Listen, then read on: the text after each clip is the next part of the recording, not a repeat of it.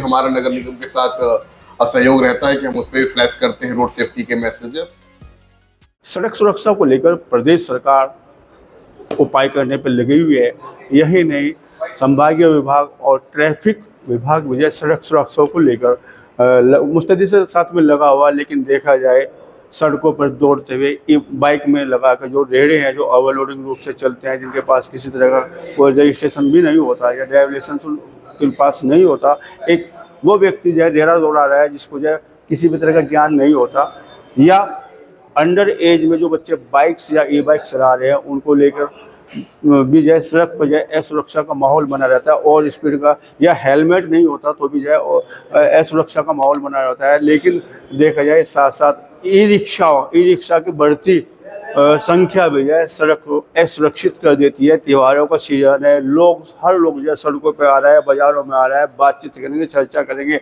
GD news के साथ जुड़ चुके हैं महेंद्र प्रताप जी ARTO परिवर्तन है। बात करेंगे, चर्चा करेंगे, क्या कहना चाहते हैं इस विषय पर, और सड़क सुरक्षा को लेकर जो किस तरह के मुस्तैदी से इंतजाम किए गए हैं, या जो ई रिक्शा है जिनके पास रजिस्ट्रेशन भी नहीं होता उसको लेके जो कैसे देखते हैं, क्या उसकी प्लानिंग इनकी है, या जो छोटे बच्चे होते हैं जो अंडर एज में जो बाइक्स वगैरह चलाते हैं, सड़कों पे दौड़ाते हैं और स्पीड दौड़ाते हैं, एक्सीडेंट का खतरा जो है तमाम तरह से बना रहता है। इन तमाम मुद्दों से बातचीत करेंगे। हमारे साथ जुड़ चुके हैं महेंद्र प्रताप जी, ARTO परिवर्तन। आपसे बात करेंगे, चर्चा करेंगे, इन सब विषयों पर जो बातचीत की जाएगी। महेंद्र प्रताप जी, आपका बहुत बहुत स्वागत है जीडी न्यूज में। धन्यवाद सर। चर्चा यहीं से की जा रही है, सड़क सुरक्षा को लेकर तमाम उपाय किए जाते हैं प्रदेश सरकार की तरफ से, लेकिन जिस तरह से घटनाएं घट रही है, दुर्घटनाएं हो रही है, कैसे देखते हैं, क्या कहना चाहेंगे?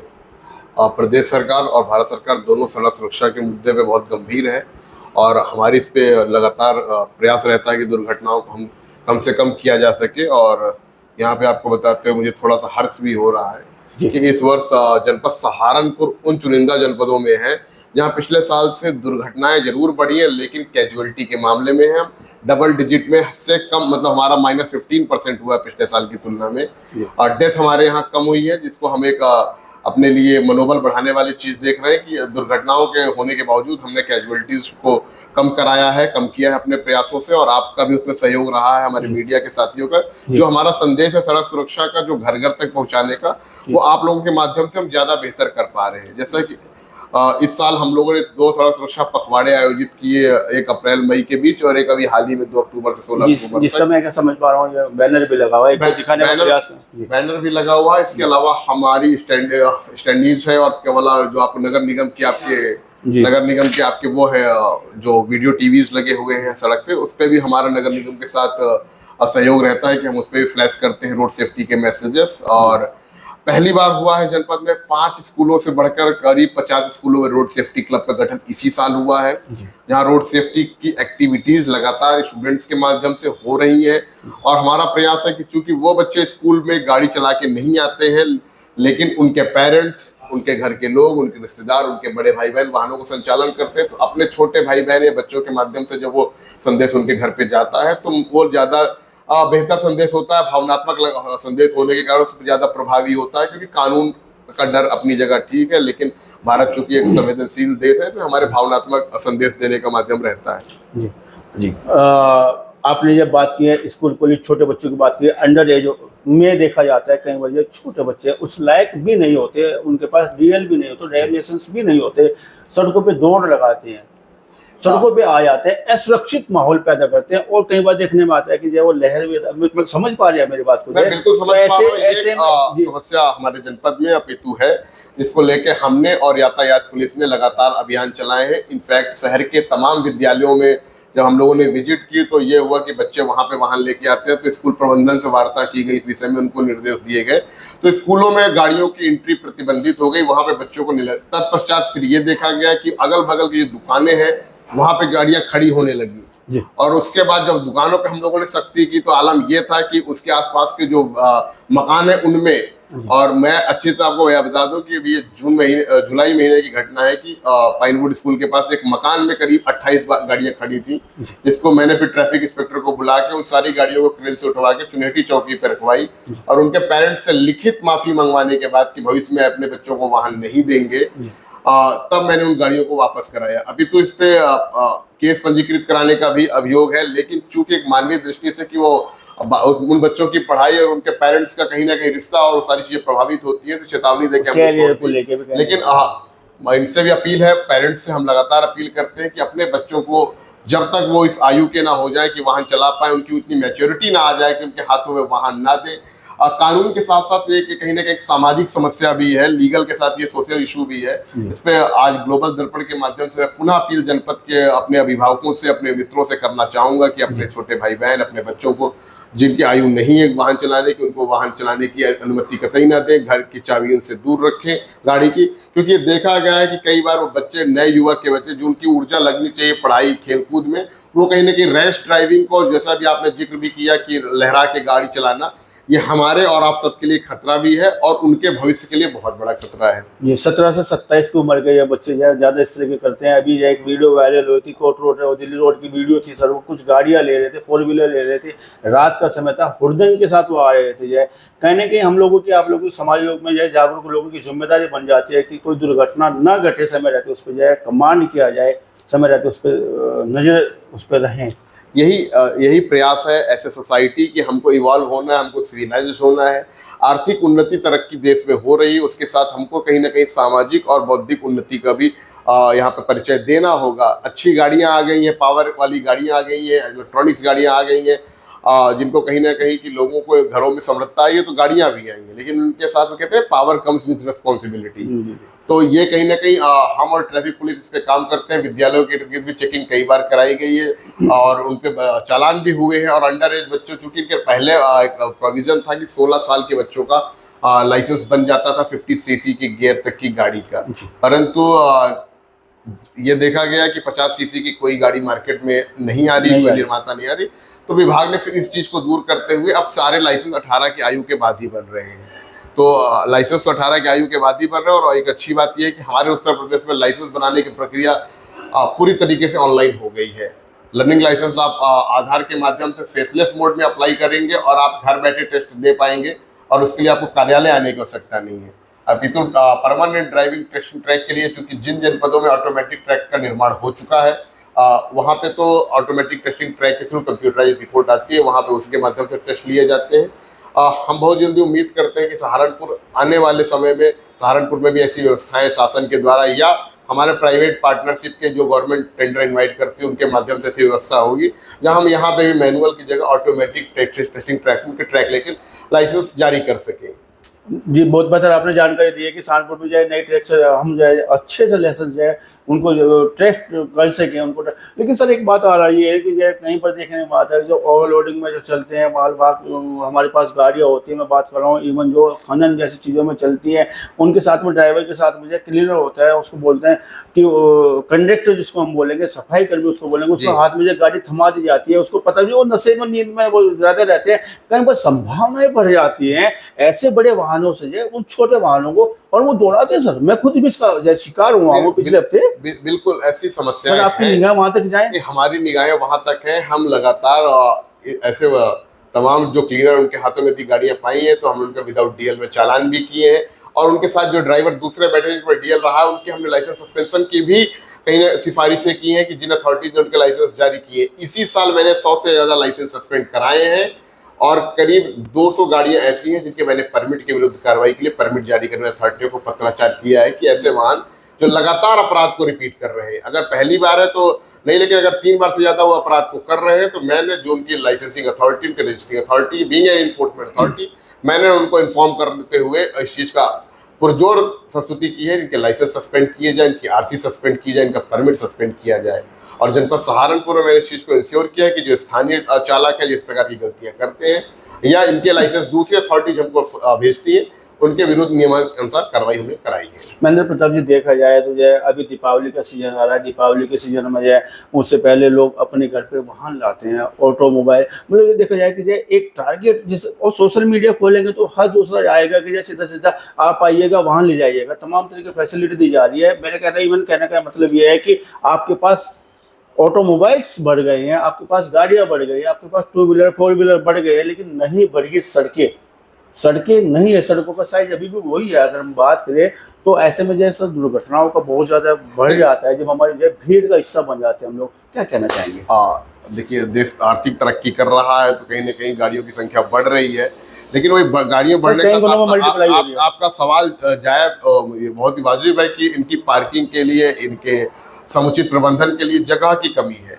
क्योंकि सहारनपुर एक स्मार्ट सिटी है राज्य योजना के अंतर्गत, जिसमें सहारनपुर विकास प्राधिकरण नगर निगम के द्वारा इस पे लगातार काम किया जा रहा है। और अभी जैसे कि हम लोगों ने सड़कों पे ई रिक्शा के रूट ट्रैफिक पुलिस ने बनाए हैं, हम लोग रेगुलेट करने की कोशिश कर रहे हैं, क्योंकि ई रिक्शा एक ऐसे वाहन है, इलेक्ट्रिक व्हीकल को परमिट की आवश्यकता नहीं है, भारत सरकार की नीति है। लेकिन उत्तर प्रदेश राज्य में ई रिक्शा टैक्स फ्री है, इसकी वजह से लगातार संख्या में वृद्धि हुई। इस बढ़ती हुई संख्या की दृष्टि से शहर की गलियों में उनका लगातार जमावड़ा बढ़ गया, तो प्रयास ये किया जा रहा है कि हमने 13 रूट ट्रैफिक पुलिस के माध्यम से जनपद सहारनपुर की नगर निगम सीमा के अंदर निर्धारित किए हैं, जिनके उनको रूट अलॉट किए जा रहे हैं।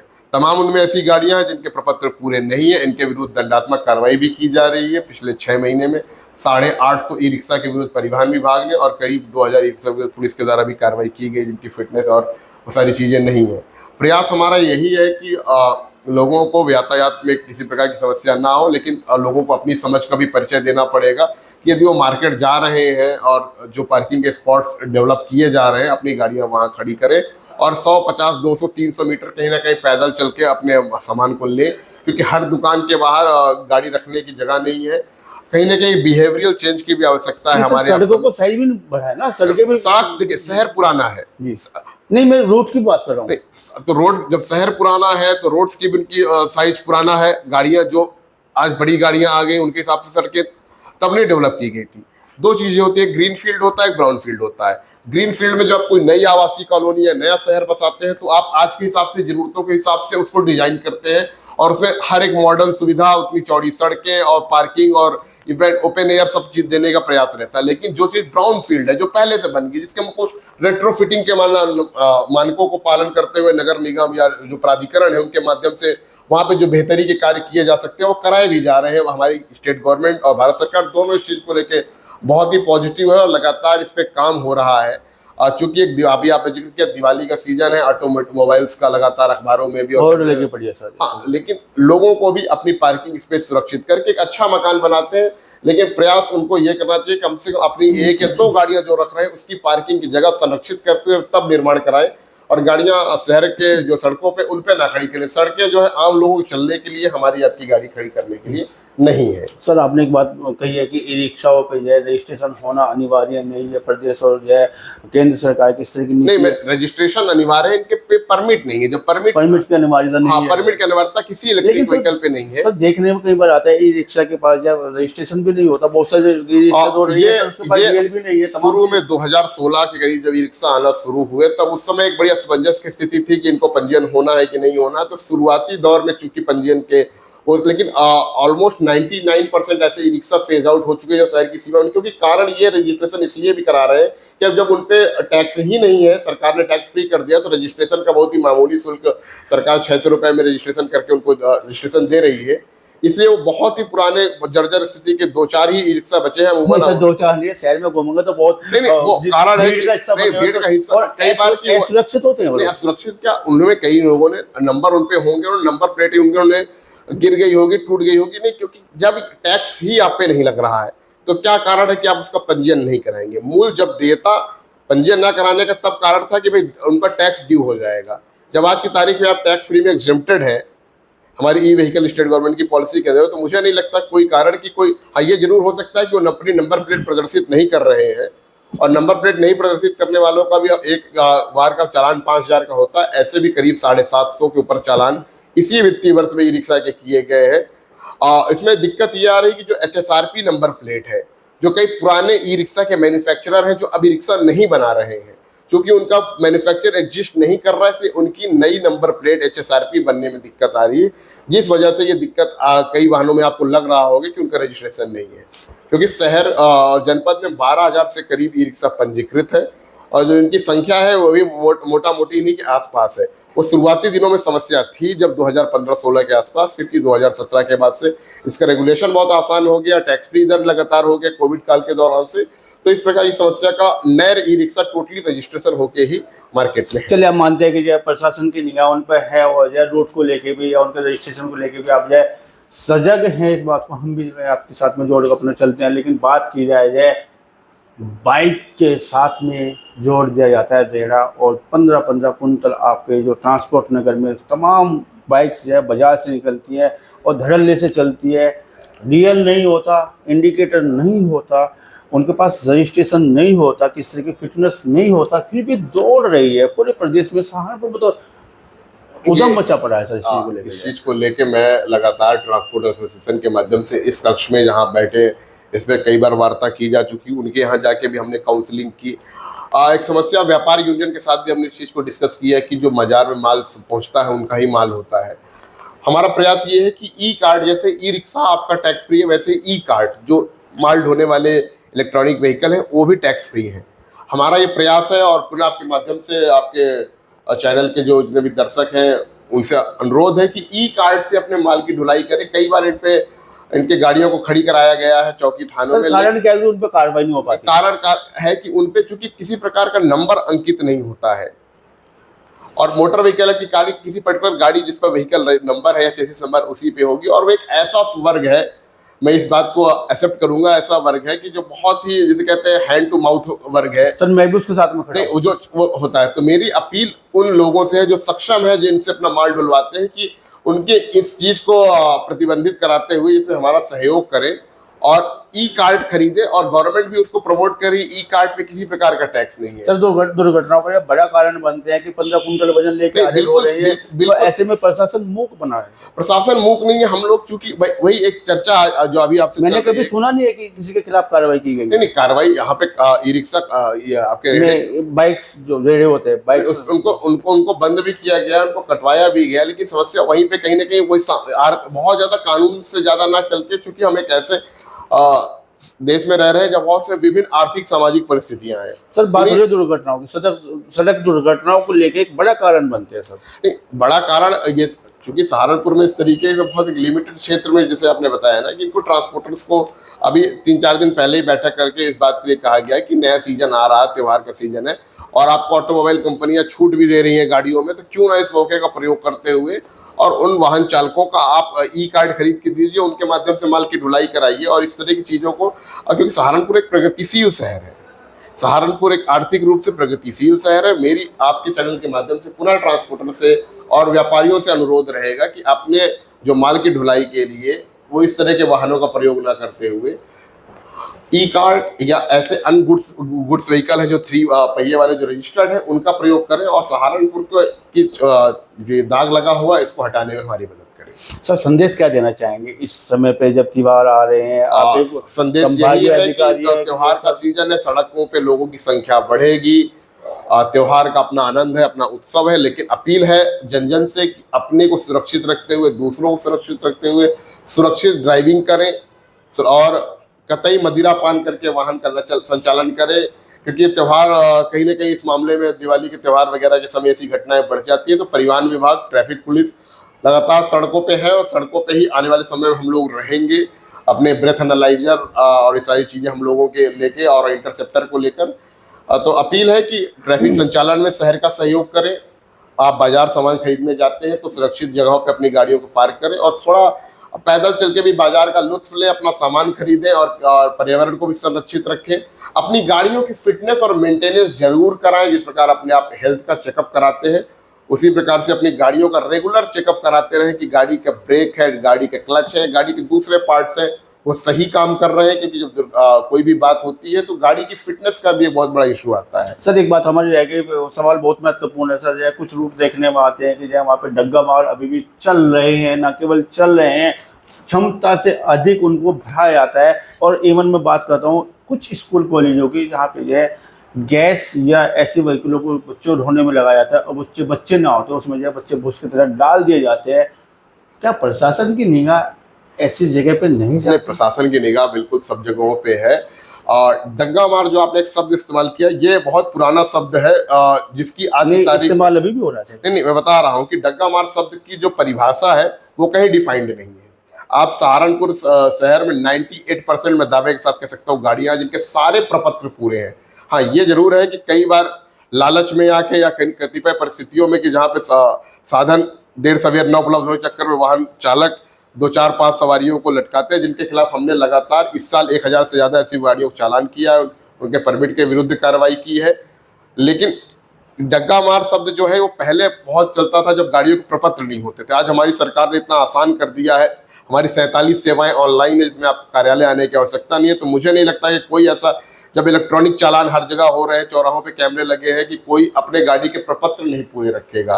तो ये बहुत ही सर बात ओवरलोडिंग की हो रही है, बात ओवरलोड। और जहाँ पे रोड पे मैं बात कर रहा हूँ गंगोर रूट की, अगर आप देख लीजिएगा वहाँ पे तमाम जो मैंने जुलाई में भी उस रूट पे जाके हम और हमारे दोनों यात्री मलकतकारी लगातार गाड़ियों के चालान किए, गाड़ी एक गाड़ी नंबर से चेक किए, जिनके प्रपत्र नहीं पूरे थे उनको ऑन द स्पॉट सीज किया, गंगोह थाने में सीज किया। सहारनपुर शहर आते हुए मिल गए तो उनको ले जाके अम्बाला के रोड पे हमारा जो यार्ड है हमने वहां पे सीज किया। ऐसे 20 गाड़ी को सीज किया, 85 गाड़ी का चालान किया, उनके प्रपत्र जिनके नहीं पूरे थे। लेकिन कहीं ना कहीं जो उनके ऑल यूपी परमिट से वो गाड़ियां कवर्ड है। एक जनरली आपको या मुझे देखने पे जब तक डिवाइस ना हो आपके हाथ में नंबर डाल के, और तो आप उनके प्रपत्रों को चेक नहीं कर सकते हैं। तो ये कई बार शब्द ऐसे होते हैं। सर ओवरलोडिंग में जो चलती है, जरूरत से ज्यादा सवारी बढ़ जाती है। उनका भाई जरूरत से ज्यादा सवारी भाई क्षमताओं के बाहर जब चलते हैं, और ऐसी हमारे पास जानकारी रहती है, हम जब सड़क पे होते हैं, स्कूलों में भी स्थिति, स्कूलों पे भी लगातार कार्रवाई चल रही है। इनफैक्ट जुलाई महीने में हमने सबसे ज्यादा काम स्कूल गाड़ियों पे ही किया है। लगातार हमने एक स्कूल अपनी टीम बना के विजिट किया, उनकी एक गाड़ी का मौके पे मुआयना किया, जो गाड़ियां उनकी अनफिट थी उनके चालान किए, जिन गाड़ियों की एज पूरी थी उनको डिसेबल कराने के लिए, उनके रजिस्ट्रेशन कैंसिलेशन की कार्रवाई सुनिश्चित कराने के लिए हमने उनको नोटिस दिए, उनकी गाड़ियों को उनके विद्यालय में पाबंद किए। और इसी की सूचना हमने समस्त थानाध्यक्षों को भी दी कि आपके जनपद में, आपके क्षेत्र में ये विद्यालय पे ये गाड़ी पंजीकृत है जिसकी वैधता इस तारीख तक है और भविष्य में इस तारीख तक है। तो उनसे भी अनुरोध किया गया, उनका भी सहयोग लिया गया कि ऐसी गाड़ियों के खिलाफ लगातार नजर बनाए रखे गए। इसके अलावा जिला विद्यालय यान समिति जनपद में गठित है, जिसकी जुलाई माह में हमने बैठकें कराई। अभी शहर में एक समस्या आपके आ रही थी कि स्कूल बसों से जो ट्रैफिक की जाम की समस्या हो रही थी, तो इसकी डीआईएस और एसपी ट्रैफिक सर की अध्यक्षता बैठक करा के विभिन्न विद्यालयों की टाइमिंग में अंतर कराया गया, ताकि बच्चों को जब समय से अपने घर पहुंचे और शहर के आमजन भी उसी समय जब शहर से निकलते हैं, तो जो ट्रैफिक की समस्या है उसको कहीं ना कहीं कम किया जा सके। तो ये थे हमारे साथ में जो है महेंद्र प्रताप जी बात की जाए AR2 परिवर्तन है, और उन्होंने तमाम तरह की जानकारी दी है। विशेष संदेश ये दिया है जनपद वासियों को, जो है त्यौहार मनाए, खुशियों से मनाए, क्योंकि उत्सव का माहौल रहता है, लेकिन घरों में काला दिन ना मनाया जाए, दुर्घटना ना हो जाए, सुरक्षित रहिएगा, धीरे से चलिएगा, सीट बेल्ट लगाइएगा, हेलमेट लगाइएगा, और उत्साह के साथ अपने त्यौहार मनाएंगे। बातचीत करने के लिए, चर्चा करने के लिए आपका बहुत बहुत धन्यवाद सर महेंद्र प्रताप जी।